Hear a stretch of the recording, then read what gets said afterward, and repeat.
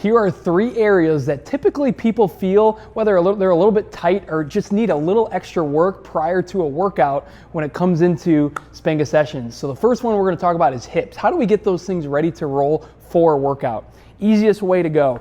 Put your one knee on the ground that we want to stretch, the other leg in front of you. The biggest thing is tucking your tail underneath you. We don't want to see your back arch. As soon as you arch your back, you lose the ability to stretch your hip.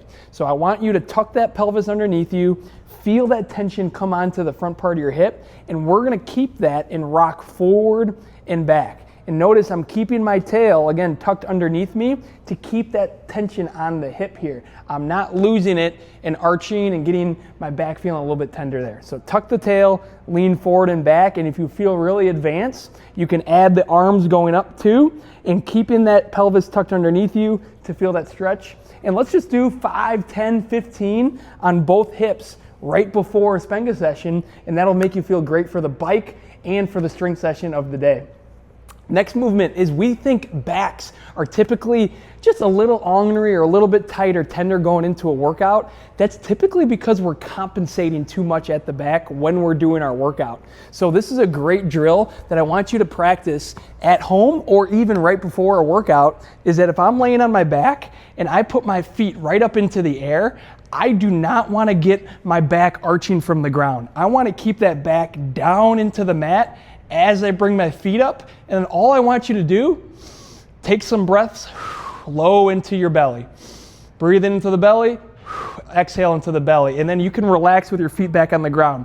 The biggest thing that we see people do is that they overarch their back when we're doing core work or anything upper body or leg work wise. So let's practice this by pressuring our spine down into the mat, holding your waist, feet go up, and practicing breathing low into the belly there. And what that'll do is decrease the tension and tightness that we typically feel out of compensation in our back.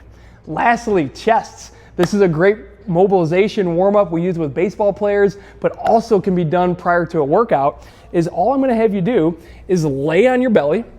One hand goes wide, like you're about to put a T onto the mat like so, but then we bring the other hand and it's like you're doing a push-up. And all I'm gonna have you do is spin that leg that's opposite of the T hand back and forth. And all we're gonna do is go back and forth, feeling that nice stretch in the front part of your chest. And then if you wanna just wait and hold this for about 10, 15 seconds on your last rep, that's great. And then we can switch sides. Make a T, make a push-up position, rotating and just going back and forth. And then on that last rep, go ahead and hold for about 10 to 15 seconds.